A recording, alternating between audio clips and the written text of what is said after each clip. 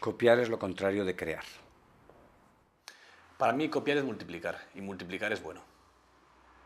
Creo que copiar significa no tener imaginación. Para mí copiar significa la génesis de la creación.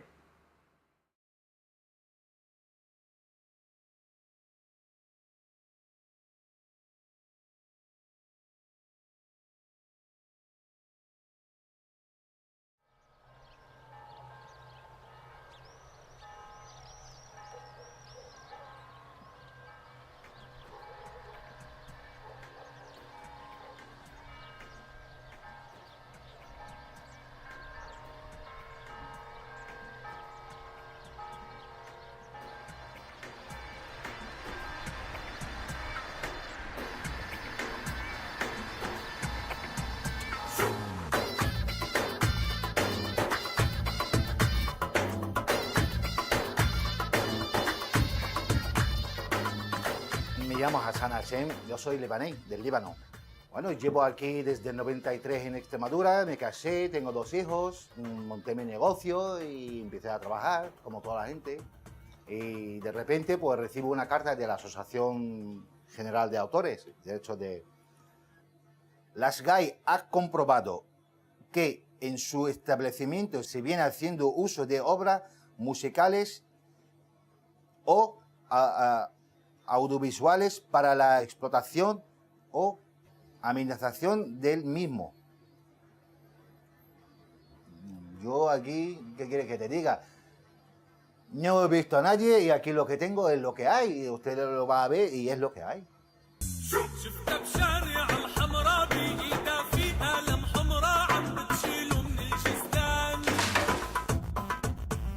La mayor parte del negocio se dedica a la cocina. Y aquí tengo 2,70 por 2,90. Es el espacio para el público. Es comida para llevar. No tenemos instalaciones ni de cable, ni música digamos, de fuera, ni altavoces, ni lo único que tengo es un radio casero, un mini CD de estos chiquititos, casero. Y es el que tengo en la cocina. Y es el único tipo de música que se escucha aquí, música árabe, música libanesa. Esta música la traigo yo de mi tierra. Cada vez que se vaya mi hermano, o voy yo, o me entero que alguien viene y trae música, pues o me lo graba, o me lo manda, o me lo vende, o lo que sea, pero siempre he hecho de música así.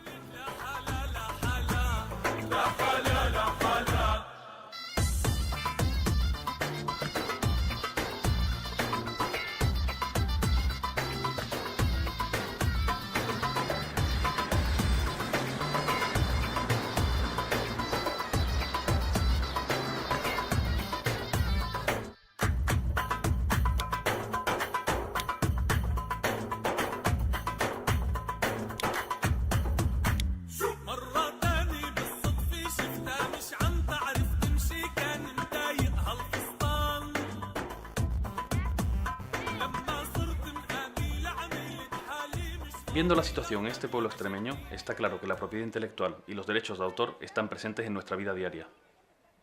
Nuestro proyecto consta de este documental y de un blog en internet donde vamos a ir narrando el desarrollo de la producción y donde vamos a colgar las entrevistas íntegras.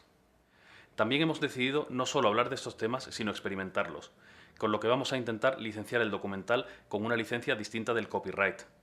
Una licencia que nos permita colgar el documental en internet para que todo el que quiera pueda visionarlo, descargarlo y copiarlo libremente. En el documental también vamos a narrar el proceso de conseguir esa licencia. Vamos a ver si al final podemos hacerlo.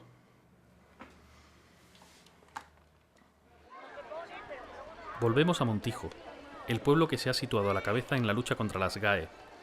Desde ADEMIC, la Asociación Local de Comerciantes, se llevan a cabo una serie de iniciativas de información y defensa de los hosteleros. Este cartel es el que hemos hecho nuevo y hay que sobre todo incidir en los empresarios que pidan el cartel, que este párrafo es importante. Los equipos de reproducción disponibles son propiedad de la empresa, que hace uso privado de los mismos y que no están sujetos a remuneración alguna por parte del público. Cuando la SGAE les diga de que ellos obtienen un beneficio extra... Mario colabora en ADEMIC y tiene un restaurante donde trabaja de cocinero. Él mismo ha sufrido los envites de las GAE y ha sido promotor del llamado Manifiesto de Montijo, un texto con instrucciones para librarse de las GAE que ha traspasado las fronteras extremeñas y se ha convertido en un referente de las posiciones anti-GAE.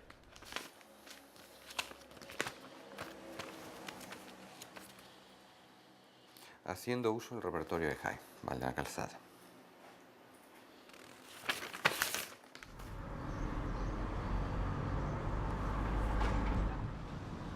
Academy, como asociación sin ánimo de lucro, igual que la SGAE, somos sin ánimo de lucro, es uno de los servicios que prestamos. Pues le ofrecemos asesoramiento e información a la gente que nos lo solicita. La SGAE ha conseguido que se legisle a su antojo. O sea, se han creado leyes para beneficiar a este grupo de personas, a los autores y editores, y no precisamente a todos los autores y editores, sino a un grupo concreto privilegiado de autores y editores. Porque hay algunos que no aprueban. Entonces, lo primero que hay que tener en cuenta es que la situación es difícil, la pelea es difícil y que hay que estar dispuesto a renunciar a muchas cosas para poder pelear con efectividad. Por toda España, asociaciones de empresarios, universidades y otras instituciones están empezando a cuestionar los pagos a las entidades de gestión de derechos. En Montijo, todo el pueblo está sensibilizado con el tema y el ayuntamiento aprobó en un pleno dejar de abonar los recibos de las SGAE.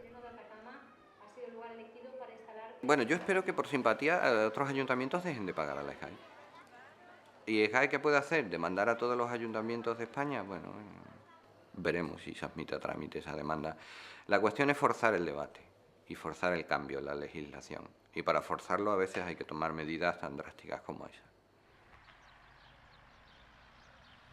Todo el mundo ha oído hablar de las SGAE y a nadie le resultan desconocidos términos como canon digital, entidades de gestión o derechos de autor. Pero, ¿qué es exactamente la propiedad intelectual? La propiedad intelectual es el conjunto de derechos que regula la protección de las creaciones del ser humano. Se divide en dos tipos: la propiedad industrial, que protege a marcas y patentes, y los derechos de autor, que protegen a las creaciones artísticas, que son de los que nos vamos a ocupar. Según la ley española, son objeto de propiedad intelectual todas las creaciones originales literarias, artísticas o científicas, incluyendo libros, obras dramáticas y traducciones, composiciones musicales, obras cinematográficas, obras de pintura, fotografía y escultura, proyectos arquitectónicos y de ingeniería, y programas de ordenador. La ley distingue distintos tipos de derechos de autor. Primero tenemos los derechos morales, que serán siempre del autor, como el reconocimiento de la autoría o el respeto a la integridad de la obra. También tenemos los derechos de explotación, que son transferibles, como los derechos de reproducción o los de difusión pública. La ley determina también la duración de esos derechos de explotación. Es lo que se conoce como copyright. Actualmente la ley reconoce la protección de una obra hasta 70 años tras la muerte del autor, pasando esta entonces a dominio público. ¿Pero de dónde vienen este sistema y esta duración? Aunque por entonces legalmente no tenía dueño, la cultura se encontraba encerrada en los monasterios. Pero en 1439 Gutenberg inventó la imprenta, y esto lo cambió todo. La cultura empezó a circular.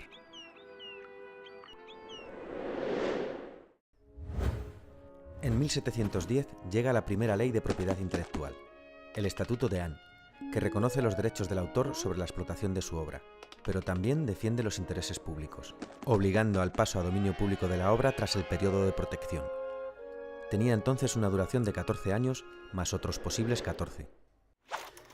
Desde entonces, el desarrollo tecnológico ha ido posibilitando formas de copiar y difundir la cultura cada vez más rápidas y efectivas, y las duraciones del copyright han ido ampliándose sin cesar. 1710, 28 años. 1831, 42 años. 1909, 56 años. 1976, la vida del autor, más 50 años. Y llegamos a 1998. En este año vimos la última gran extensión del copyright, pasando este a una duración de la vida del autor más 70 años. Esta última extensión se produjo casualmente justo cuando un conocido ratón estadounidense iba a pasar a dominio público, y con él los cientos o miles de millones de dólares generados por su imagen.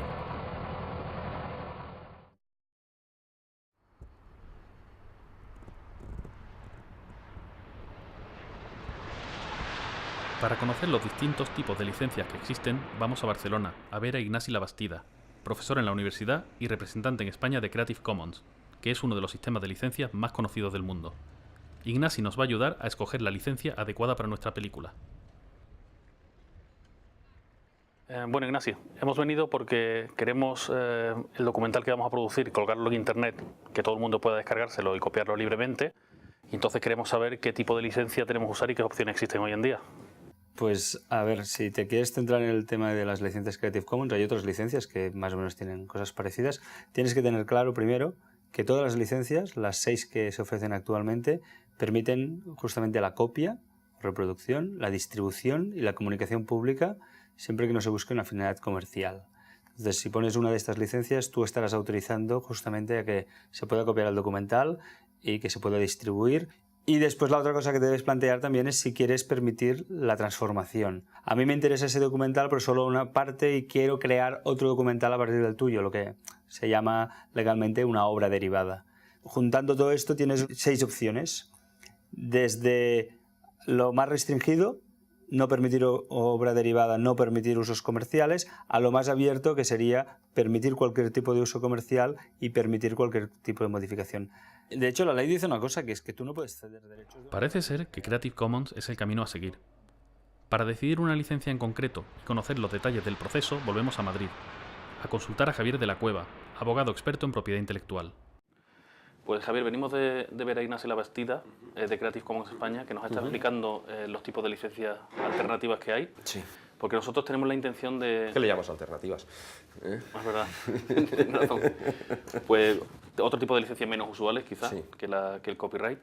Y nosotros la intención que tenemos es nuestro documental, poder colgarlo en internet y que todo el mundo tenga acceso a él. Vale, bueno, pues vamos a ver.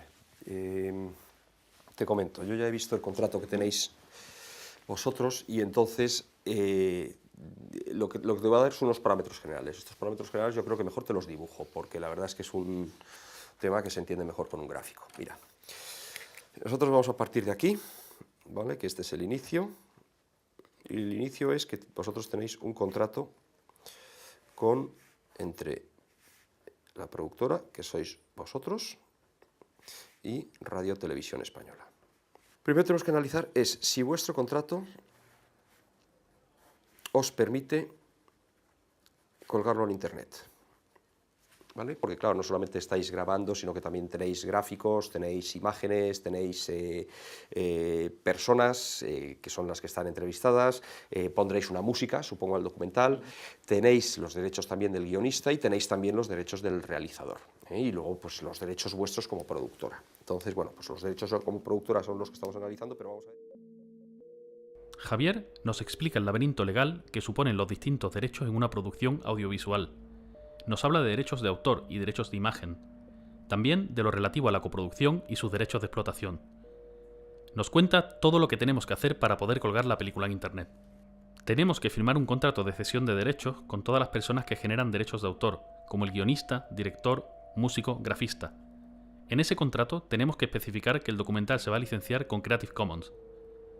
Si alguien pertenece a alguna entidad de gestión de derechos como las GAE, se puede complicar la cosa, teniendo que pedir permisos extra. También tenemos que conseguir la autorización para usar la imagen de todas las personas que van a salir en el documental. Y por último, y no menos importante, tenemos que llegar a un acuerdo con Televisión Española, coproductores y copropietarios de la película.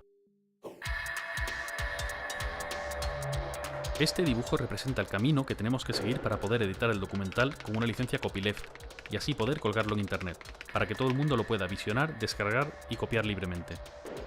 Si conseguimos llegar al sí de la derecha, podremos hacerlo, pero si acabamos en el no de abajo, no podremos colgarlo en la web, y ya veremos entonces cómo lo solucionamos.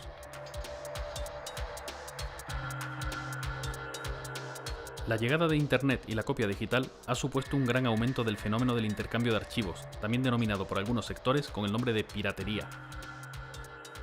En los últimos años, las ventas de CDs y DVDs han descendido considerablemente. Nuevas formas de consumo se van abriendo paso. La industria de la música y el cine está sufriendo ya grandes cambios, y la industria editorial, ante el crecimiento del libro electrónico, tiene la revolución ante sí. El cine es el sector más afectado por la llamada piratería. No dispone de los sistemas de protección anticopia del software, ni tampoco hay todavía alternativas de producción y comercialización, como las surgidas en el sector de la música. Si alguien tiene la posibilidad de descargarse una película totalmente gratis, provoca un efecto muy curioso, que es el el cambio en la percepción del valor del cine. Porque lo que tenemos que tener claro es que el cine no puede ser gratis. La gente que hemos trabajado en cine y hemos trabajado en producción y hemos trabajado en películas, sabemos que hace falta mucho esfuerzo de mucha gente durante muchos meses para poder realizar una película. El objetivo mío particular, y es lo que yo quiero implantar en nuestra compañía, es que al final los cines se convierten en un destino de entretenimiento digital.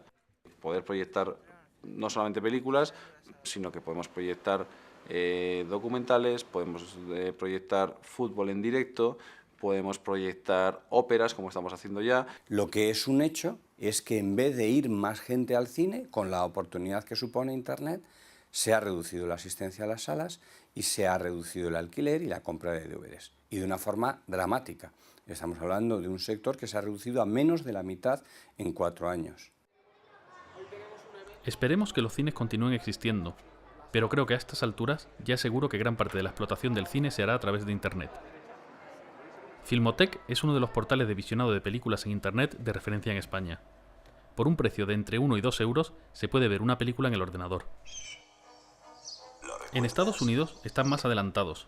Netflix ofrece por $10 al mes una completa oferta de series y películas que se ven directamente en la televisión, que ya está conectada a Internet.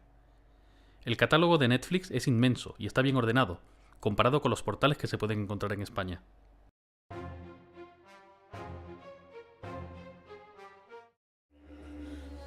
I drifted through space for 7 months, lost. When I came back down La producción cinematográfica se ha vuelto muy difícil. El modelo basado en exhibición en salas y venta de DVDs parece acabado, y los servicios de venta o alquiler de contenidos por Internet están empezando. Hacen falta nuevos modelos de negocio. ¿Stan?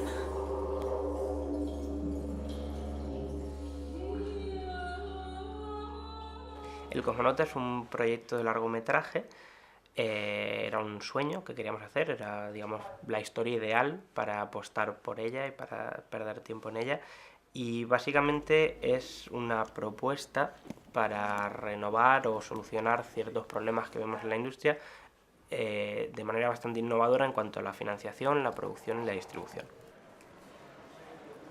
El modelo de negocio del Cosmonauta se basa en hacer participar al público en el proyecto, y así fidelizarlo antes de producir la película. En vez de ser un mero espectador, por 2 euros puedes convertirte en productor. A esto se le suman otras fuentes de financiación, como el merchandising, fiestas y patrocinios de marcas.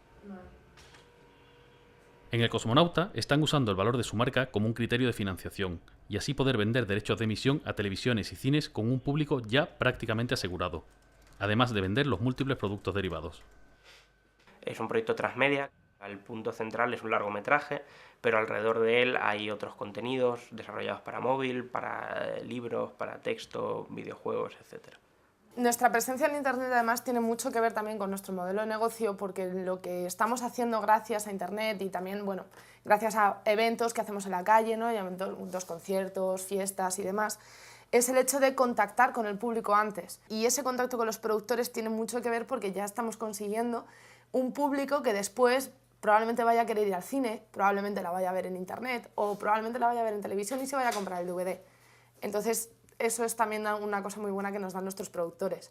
Que bueno, que nuestros productores lo que se convierten en productores cuando a partir de 2 euros compran un welcome pack. O sea, la aportación mínima son 2 euros.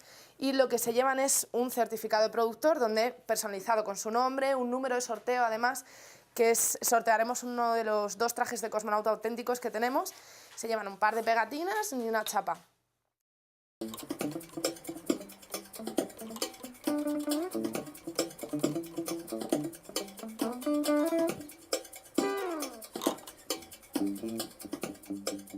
Alfonso va a ser el músico de nuestro documental.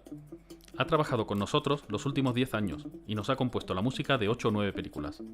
Él está de acuerdo en colgar el documental en Internet y gustosamente nos da permiso para usar su música, que estará también disponible en la red de una forma gratuita para todo el que quiera. A mí es que me parece lo más natural del mundo.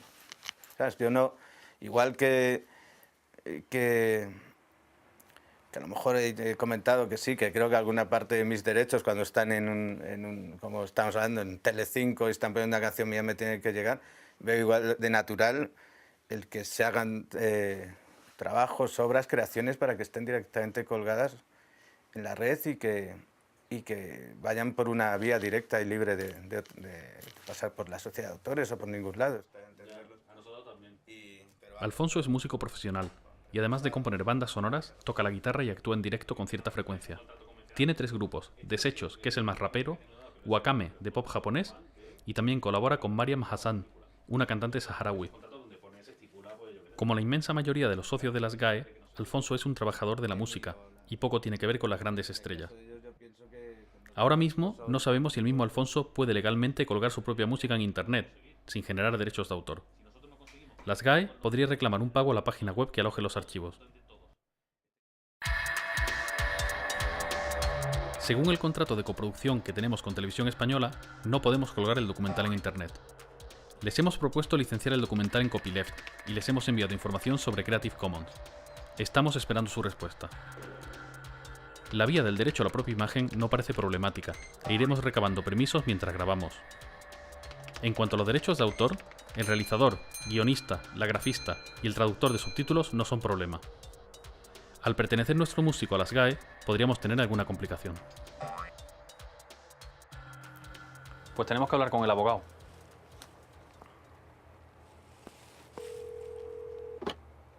¿Sí? Hola Javier, soy Estefan de Copiad Malditos. Hombre, ¿cómo andas, Estefan? Bien, mira, deja que te cuente. Tenemos un problema con nuestro músico, que es socio de las GAE, y entonces no sabemos si podemos la música del documental colgarla directamente en Internet con Creative Commons o tenemos que hacer algún tipo de trámite con ellos. Pues vamos a ver, si él es músico y él es socio de las GAE, tenemos una cuestión y es la siguiente.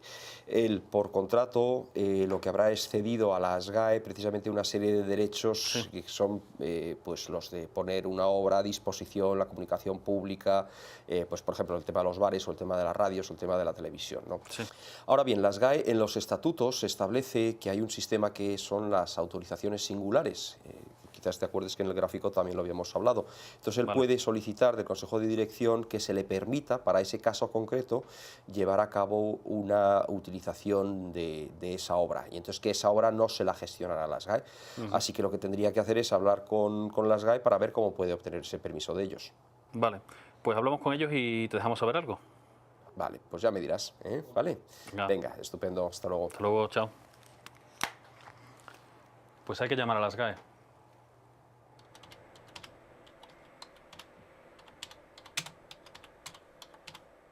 Tras varias llamadas y una visita a las GAE, nadie en el departamento de socios sabe decirnos el procedimiento a seguir. Así que, siguiendo las indicaciones de nuestro abogado, les hacemos una petición formal conforme a los estatutos de la sociedad.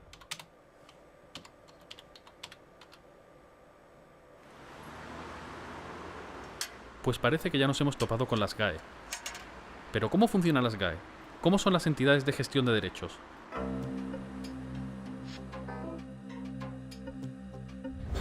La Ley de Propiedad Intelectual obliga a la gestión colectiva de los derechos de autor. Esto significa que un autor no puede recaudar directamente sus derechos, solo puede hacerlo a través de una entidad de gestión. En España hay 8 entidades de este tipo. La más conocida y la mayor es las GAE, que representa a músicos y editores.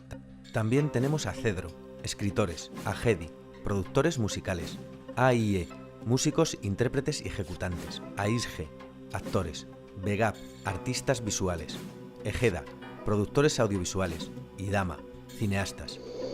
Estas entidades son privadas y tienen forma jurídica de asociación sin ánimo de lucro. Su tarea es recaudar los derechos de autor que sus asociados generan según la Ley de Propiedad Intelectual. El dinero recaudado lo reparten quitando un porcentaje para el propio funcionamiento de la entidad y otro destinado a un fondo asistencial y promocional.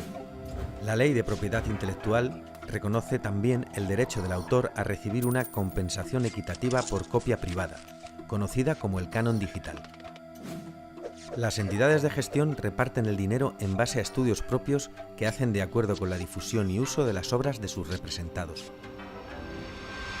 Párense para escuchar la verdad del eufemismo de llamar canon al acto de robar. Y es que los artistas progres que son socios de las GAE los describiría como fascistas según la acepción de la RAE. Las GAE es la entidad de gestión más grande y más célebre. Tiene casi 100.000 socios y en 2009 ingresó 316 millones de euros. En los últimos años, la SGAE se ha convertido en el blanco de todo tipo de críticas y actualmente es una especie de archienemigo de activistas de la red, internautas e incluso algunos ayuntamientos y universidades que se han negado a seguir pagando. Tener que pagar a la SGAE por grabar mis propias canciones. A pesar de esto, Las mayores críticas que recibe la SGAE son las relativas a su agresiva política recaudatoria, su falta de democracia interna y la poca transparencia en el reparto de sus fondos. Pon ladrones en Google y verás lo que te sale. ¡Pum! Uno de los defectos que tiene la SGAE es que en los años 80, creo Teddy Bautista reformuló la SGAE e introdujo los editores. Entonces, primer problema de la SGAE, que es un sindicato vertical. Y nosotros pensamos que autores tienen que estar de un lado y los editores tienen que estar de otro lado. Segundo problema que tiene es que antes en la SGAE se votaba, antes, hablo de 1800, se votaba una persona un voto. En la actualidad solo vota, y esto no es ninguna broma ni ninguna propaganda, es cierto, solo vota alrededor de unos entre 7 y 10.000 personas, de 80 a 90.000. ¿Qué es lo que pasa? Pues que entonces hay cerca de 100.000 autores que no todos viven de su trabajo. Entonces lo que se ha hecho ha sido, pues como cualquier empresa que tiene acciones. Tantas acciones tienes, tantos votos tienes. Aquí las acciones son por los ingresos que has tenido. Tantos ingresos tienes, pues tantos votos tienes. Cuando se habla de por qué SGAE es tan conservadora con sus tesis, por qué es tan agresiva y por qué quiere continuamente frenar los avances tecnológicos, pues la respuesta se encuentra en su sistema de representación, es evidente. Si los únicos que pueden votar son también los que están ganando dinero con ese sistema y les va bien, ¿por qué iban a querer cambiarlo? Los autores que no tienen ningún voto son porque no tienen el éxito que tienen como para generar dinero. Ellos recaudan y luego reparten prácticamente casi todo de forma arbitraria y básicamente en este 10% que es el 10% que vota. El 1,75% recaudaba, o sea, se les repartía el 75% de los beneficios. El 1,75% de los que algo recaudan se lleva el 75%. Hay en el ambiente de que no somos transparentes. Pero bueno, pero si es que ya no podemos publicar más. Ya lo único que tenemos que hacer es, pues, no sé, publicar con nombre y apellido lo que cobra cada uno, cosa que no puede hacer por la ley de protección de datos personales. Simona pertenece a ex-SGAE, un colectivo barcelonés que difunde información sobre cómo librarte de la SGAE. A ex-SGAE se le unen decenas de grupos y miles de activistas que entienden que la propiedad intelectual debe ser gestionada de otra forma. Trabajan incansablemente para cambiar el actual sistema de gestión de derechos por uno más justo y transparente. Quieren reformular el concepto de cultura, que a menudo se entremezcla con el de entretenimiento y demasiadas veces con el de comercio. Hay una ley en este país, y no solo en este país, que dice que los únicos que pueden recaudar los derechos de autor en las televisiones, y en otros casos también, son las entidades de gestión. Y lo que pasa es que luego, en teoría, deberían repartirlas a los que tienen los derechos de autor. Esta performance de Leobasi era para decir a la industria que no pagaremos el pato, que la industria del entretenimiento que no se quiere reconvertir. Vamos a seguir aquí todavía un rato para contaros lo que está haciendo la ministra de Cultura en el Congreso de la Industria Cultural, justo aquí a unos pocos metros. Hay que mantener esta libertad, no se puede parar la historia, no se puede parar y vivir de viejos privilegios. En este momento, la industria de la producción de contenidos intelectuales utilizaba antes el soporte del DVD, del CD o de los programas de televisión, pero ahora ¿vos por ahí? El tráfico, perdona. ¿Sabéis que como payaso yo no puedo en ninguna de mis actuaciones citar una marca de un producto que existe? Por ejemplo, yo no podía hacer un chiste o una broma utilizando la marca McDonald's o utilizando una marca Apple de los ordenadores. No puedo porque hay un riesgo de un pleito por utilización de marcas de propiedad privada, marcas industriales. Llegamos al paradoja que yo he podido hacer un espectáculo con el Papa de Roma, el Ratzinger, y vestirme de Ratzinger y contar chistes contra Ratzinger, que es la libertad de poder hacerlo. Pero yo no puedo contar un chiste o hacer algo utilizando el nombre, digo McDonald's, y puede ser cualquier otra marca.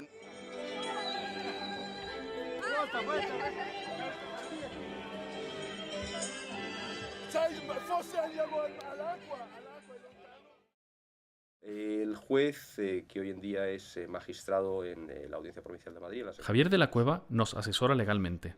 Es un abogado madrileño que trabaja defendiendo a personas o empresas demandadas por las entidades de gestión. Colabora estrechamente con David Bravo, y ambos han defendido a multitud de web de enlaces y bares demandados por las GAE y otras entidades de gestión. Tenemos el país más avanzado en sentencias de reconocimiento de los derechos de la cultura libre, por cuanto que somos los países además iniciales en cuanto a la primera sentencia sobre copyleft del mundo. Tenemos además unos jueces que han desarrollado perfectamente, porque lo han entendido de una manera estupenda, lo que es un enlace, y sin embargo lo que tenemos es un poder político que es ciego a lo que pide la sociedad. Javier ha desarrollado un archivo público de procedimientos libres, donde comparte sus conocimientos sobre propiedad intelectual y publica de forma gratuita todos los avances y éxitos que ha tenido. David Bravo y otros abogados colaboran en esta tarea, y todos intercambian libremente sus experiencias. Es el copyleft aplicado al derecho. Es un derecho procesal distribuido. Entonces, de esa manera, antes el conocimiento estaba concentrado, que era el que daba el poder, y ahora el conocimiento está distribuido. Entonces, mediante esa inteligencia colectiva, pues se pueden obtener muchísimos mejores resultados que lo que pudieran ser una persona que fuera la depositaria del conocimiento. Estos abogados también dedican parte de su tiempo y esfuerzo a divulgar. Es frecuente su presencia en medios de comunicación, charlas universitarias y centros sociales, donde explican su visión de la propiedad intelectual. Nos llaman para que demos información sobre nuestra actividad y claro que vamos. Y en la Universidad de Málaga pues igual, hay personas interesadas en eso. Si hay tipos que se dedican al copyleft y organizan eventos gratuitamente y lo hacen porque quieren ayudar a que se difundan estas ideas, pues si tú no cobras, yo tampoco voy a cobrar. Ahora que me llamas para que dé una conferencia en tu empresa y tal, te voy a cobrar. Que nosotros, Javier y yo, cobramos por los conciertos. ¿Quieres clase de propiedad intelectual? Te cobro. ¿Que quieres un juicio? Yo por moverme te cobro. ¿Por qué no te cobro? Por mis canciones. Tú tienes mis textos en internet. Mis conferencias te las puedes ver todas en internet. No te voy a cobrar por ninguna de ellas. Yo cobro cuando me levanto de esta silla y me voy a otro lado de un concierto. Como digo que creo que deben cobrar los músicos.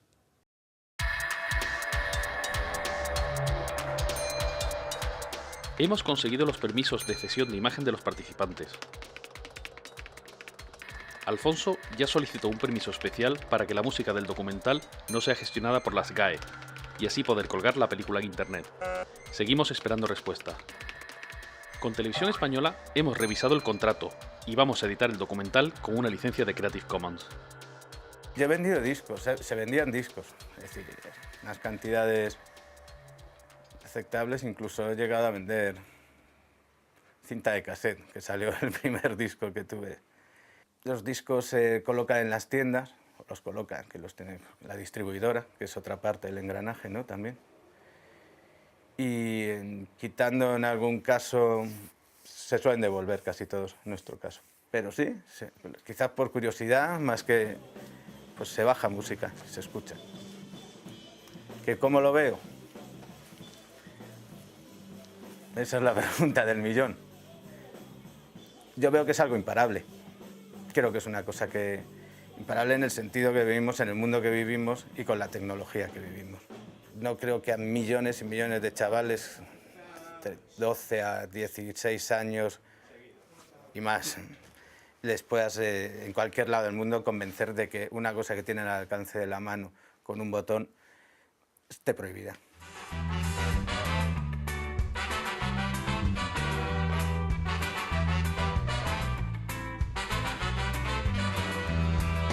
¿Qué vamos a hacer con esta manía? Tienes todo para poder cruzar la vía. Podrías escapar de un glaciar. Tienes fuerza dentro para eso y mucho más. ¿Qué vamos a hacer para adelante y no hacia atrás? Tienes todo. En el sector de la música ha habido mucho movimiento en estos años. El MP3 se ha universalizado y con el ancho de banda actual se pueden descargar de internet discos enteros en pocos segundos.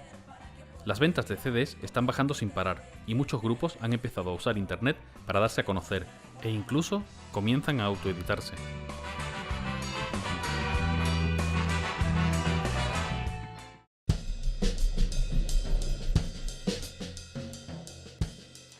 Mi oficina,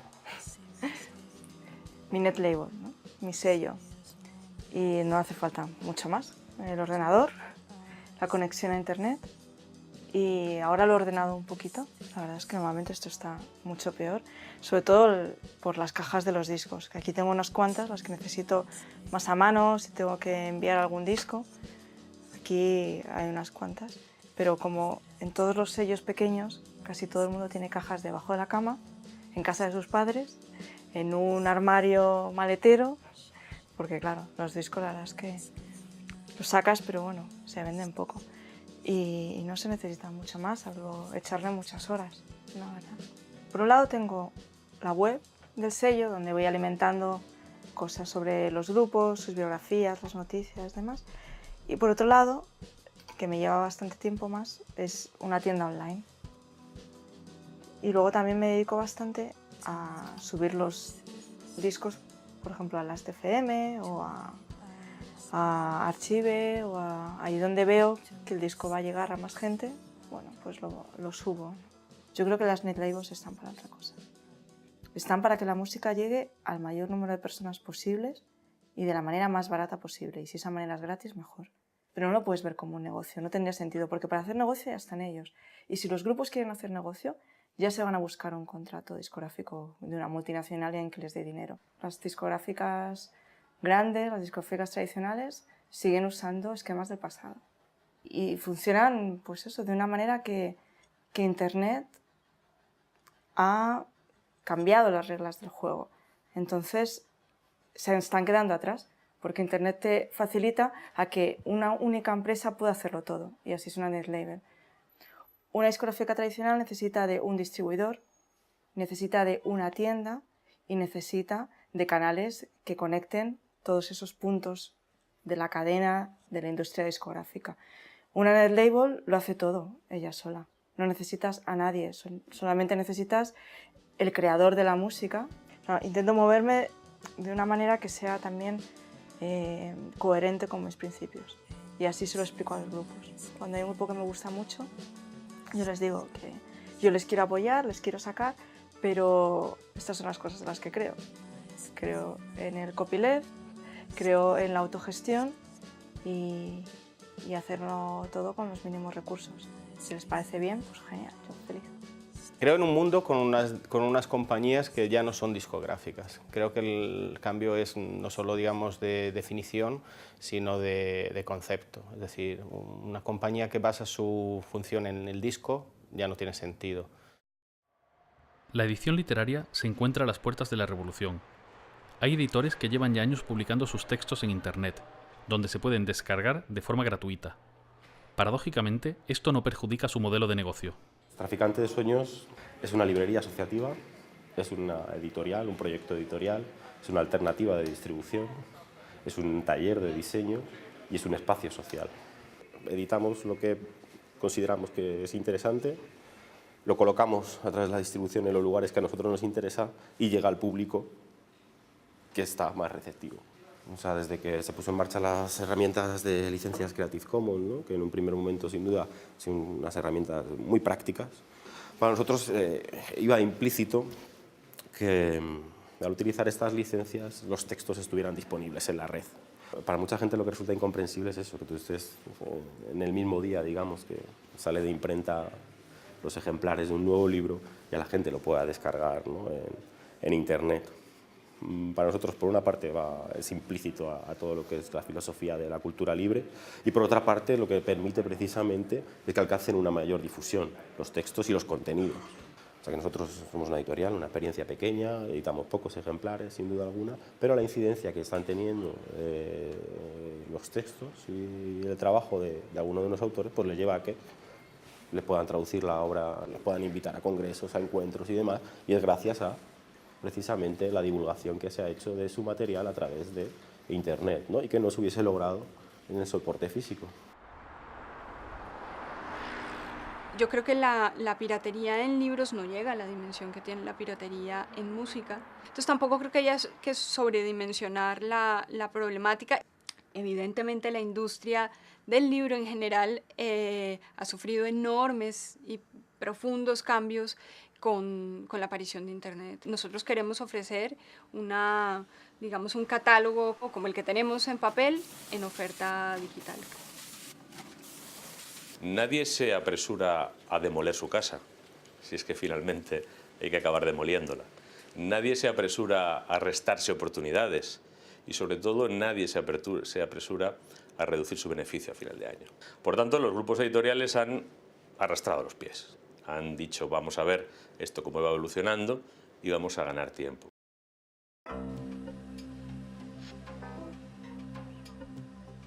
Estamos viviendo un rápido cambio legislativo en torno a la propiedad intelectual. Las leyes van más lentas que el desarrollo tecnológico y la propiedad intelectual tiene cada vez un mayor peso en la economía. Se están desarrollando nuevas formas para reforzar el control. En España está en estudio una reforma de la Ley de Propiedad Intelectual. Además, la Ley de Economía Sostenible, también llamada Ley Sinde, contempla el corte a páginas web que supuestamente infrinjan la propiedad intelectual. Lo más polémico de esta ley es que los cortes se harían sin consultar con un juez. Pues evidentemente las leyes no responden a la situación actual. Luego ahí los legisladores son los que tienen una responsabilidad. Lo que hacen los legisladores se traduce directamente sobre la forma de vivir que tienen los autores y la remuneración que tienen por el uso de sus obras. Y la ley Sinde, que se presta tanto al recorte de derechos fundamentales como el de libertad de expresión, sin embargo no conseguirá los efectos presuntamente pretendidos, que es que el intercambio de archivos descienda de forma sensible. Yo creo que la única manera de que la industria detenga completamente la copia, ellos dicen ilegal, yo digo la copia libre en Internet, es convirtiendo Internet en un estado policial y por ende la sociedad.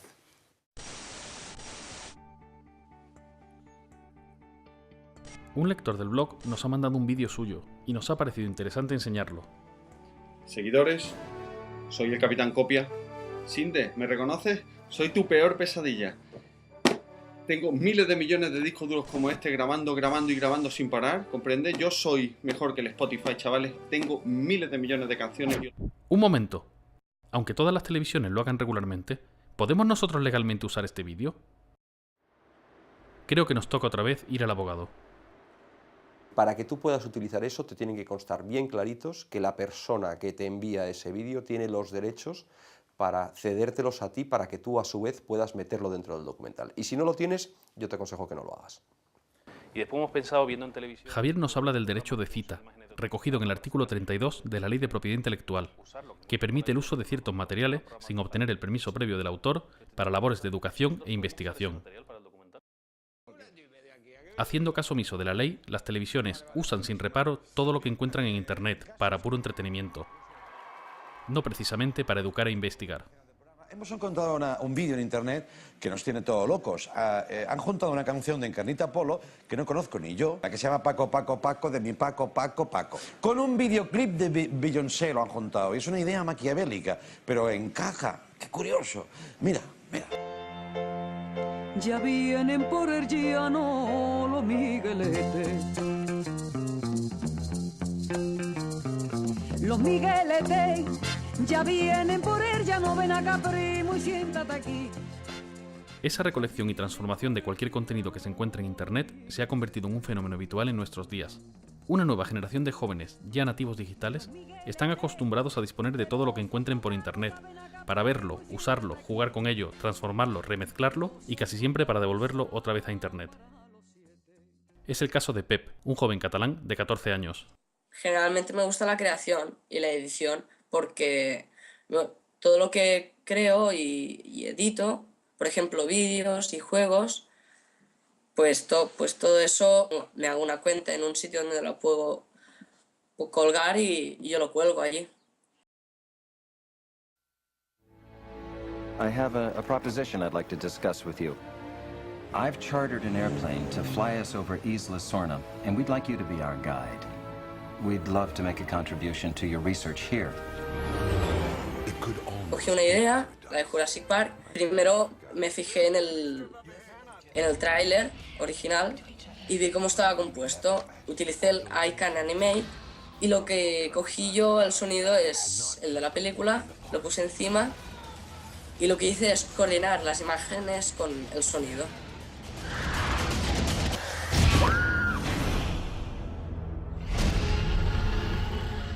¿Y la propiedad intelectual? ¿Y los derechos de autor? Pep dice que en el colegio nunca le han hablado de esos conceptos, y sobre el uso que él hace de material protegido que consigue en internet, tiene una muy buena explicación. Pues la verdad es que yo en ese momento no sabía nada de derechos de autor. Todo lo que hacía cogiendo cosas de otros estudios, de otras personas, era ilegal. Pero yo no cobro por eso. O sea, es como legal e ilegal a la vez. Estaría muy mal coger imágenes de otra persona para ganar dinero. Pero a ver, lo que no me parece mal es que utilices esas imágenes o sonidos, pero sin que ganes dinero. Creo que las llamadas industrias culturales tienen que empezar a comprender a personas como Pep, que son sus futuros clientes. Eso sí, tienen también que asumir que Pep nunca va a comprar música en CD y probablemente tampoco una película en DVD.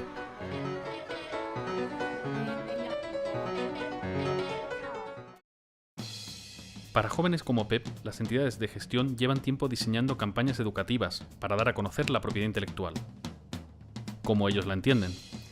Educar para Crear es un programa educativo que hizo Cedro con otras instituciones, dedicado a la escuela, con el fin de que se incluyeran en el currículum de las escuelas algún capítulo sobre derechos de autor de una manera fácil y sencilla. Si ves los vídeos de Educar para Crear, que están ahí libremente expuestos, te das cuenta de cuál es la educación que se está dando. Hay un vídeo donde el profesor pregunta, bueno, ¿y qué pensáis de la copia privada? ¿Qué pensáis de la copia privada? Y dice un niño, que supongo que la respuesta era correcta porque para eso aparece en el vídeo, dice, no, me parece muy mal, todo original. ¿Parece bien que los usuarios puedan hacer copias privadas? No, para nada. O sea, lo que tendría que ser es todo original. Resulta que la copia privada es un derecho que está en la ley y a estos niños, salvo que a ese se le pusiera de cara a la pared después de dar esa respuesta, se les está enseñando que ejercer ese derecho es malo. Es que esto ya lo que nos está dando es la moral de este tipo de gente. Es que no tienen ningún tipo de mirada hacia el otro. Es que les es igual, manipulan niños, manipulan personas, da igual, todo por y para su pasta. Y no hay otra cosa en la vida que es su pasta. Y es todo por la pasta. Entonces, vamos a ver, ¿pero qué sociedad podemos construir con estos señores que mandan? Yo soy el capitán clonado, dueño de todo, porque todo es mío. Tú has creado algo, me lo quedo. Tú has inventado algo, un libro, un videojuego, una canción, pues me lo robo. Lo que hace se llama piratería. Esto es un acto delictivo. Vamos a ver, si desde hace 5.000 años a los niños les estamos obligando a copiar la caligrafía, ¿cómo ahora les vamos a decir que es que copiar es malo? Entonces, verdaderamente, ver a aquellos niños siendo utilizados y diciendo yo soy pirata malo porque estoy copiando, pero ¿cómo se aprende a escribir más que copiando? ¿Cómo se aprende un idioma más que copiando? Original. Yo cuesto más barato, hasta no cuesto nada si me descargas de internet. Sé original, defiende tus derechos y respeta a los demás.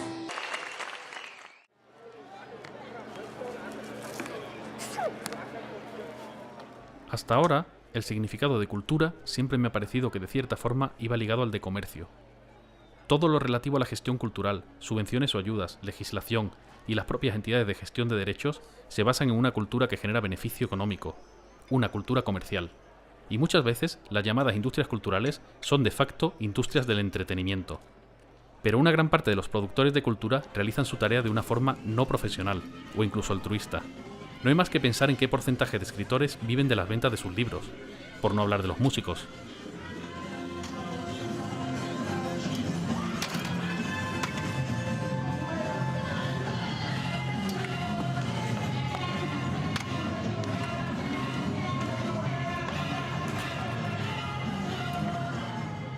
Lo que se hace en las habitaciones de las casas, lo que se hace en la calle, lo que se hace fuera de las empresas, no sé, lo que hace alguien con una cámara doméstica en muchas ocasiones y lo sube a YouTube, eso muchas veces. También es cultura porque es un aporte que sirve para entender la sociedad, para atenderte a ti mismo, para explicar el mundo, ¿no? Y la cultura es algo bastante más amplio que el mero mercado. Lo que pasa es que se confunden ambas con la pretensión de decir que si atacas a la industria, entonces a quien ataca es a la cultura. Si la gran multinacional es la gran perjudicada, yo siento mucho que se pierdan tantos puestos de trabajo, pero, oigan, también se han cerrado muchos astilleros en España, también se han cerrado muchas minas, se han perdido muchísimos puestos de trabajo. Después de meses de llamadas, emails e incluso 2 encuentros personales con el jefe de prensa de la Sociedad General de Autores, finalmente nos va a recibir el director de socios. Aún con todo lo que hemos oído en este tiempo de las GAE, todavía no sé si como guionista y director me puede interesar asociarme a ella. También tenemos que resolver el tema de la música original de Alfonso, a ver si podemos ponerla en internet. Hombre, yo creo que te merece la pena pertenecer a la sociedad de autores por la cantidad de servicios que como sociedad de autores somos capaces de prestarte. Los más conocidos son los de índole pecuniaria, que será la forma que tengas de cobrar tus derechos. Caso concreto de esta obra y Al no tener todavía una respuesta al escrito que presentamos, pregunto directamente si Alfonso podrá gestionar los derechos de la música del documental al margen de las GAE, sin que nos manden en unos meses una liquidación por los derechos de autor de las posibles descargas y visionados que haya. No sé bien la figura que es en el caso de... Te lo dice las GAE que no lo haría, porque lo único que te podrían enviar esa factura por las descargas seríamos nosotros, en primer lugar, pero también te diría que es que hay mucha leyenda negra en esto. Pues ahora parece muy fácil, pero nos hemos pasado 4 meses llamando, escribiendo y preguntando en el departamento de socios, donde nadie supo decirnos nada. Si tú mismo estableces que no quieres una limitación o que no quieres percibir los derechos de autor en la web, simplemente porque lo tengas en tu propia página, como productor o como autor, o lo tengas distribuido en distintas páginas donde es consultado, visto, reconocido, la difusión es perfectamente libre, perfectamente libre. Al final, todo ha salido bien. Televisión Española está dispuesta a que colguemos el documental en internet y podemos usar la música de Alfonso sin miedo a tener que pagar a las GAE. Ahora nos falta decidir en Elegant Mob si como pequeña empresa podemos permitirnos editar el documental con una licencia copyleft o nos conviene quedarnos con un copyright.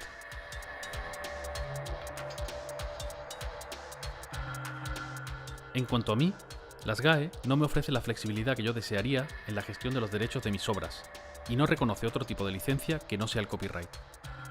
Tengo también alguna duda sobre los sistemas de reparto, y además nunca podría participar en las asambleas, con lo que nadie me escucharía.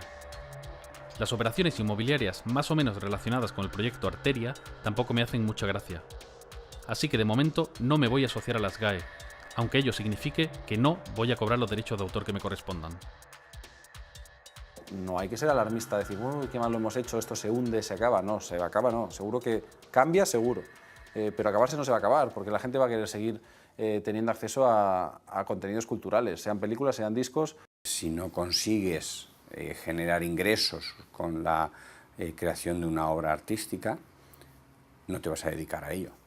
Nadie se va a dedicar a crear y a generar contenidos. Estamos en un momento en el cual parece que el mundo se acaba, que no va a haber manera de ganar dinero con la cultura, pero yo no creo que sea así. Yo creo que estamos en un momento de transición y que como toda transición llevará a un modelo nuevo de explotación y un modelo nuevo de relación entre los creadores, la industria cultural y los consumidores de información. Yo creo que Internet, que está creando problemas a otros niveles, como la pedofilia y en otras cosas, pues bueno, pues está, o sea, no por el hecho de ser una nueva tecnología es buena. En algunos momentos pues habrá que normalizarlo. A estas empresas que lo que hacen es, se dedican sistemáticamente a vulnerar los derechos fundamentales de los ciudadanos, lo que hay que hacer es quebrarlas económicamente, que no tengan recursos para seguir haciendo de lobby. Hay música, hay más música que nunca, ¿no? Hay más gente, más bandas, más gente tocando instrumentos. Pero vamos, yo creo que la música va hacia adelante y por mucho tiempo, claro. Pues al final casi lo hemos conseguido. De acuerdo con Televisión Española, vamos a licenciar el documental en Creative Commons y vamos a colgarlo en Internet para que todo el que quiera pueda visionarlo, descargarlo y copiarlo libremente. Nosotros en Elegant Mob pensamos que en este momento y en este caso es más positivo una distribución a través de Internet que proteger el documental con un copyright.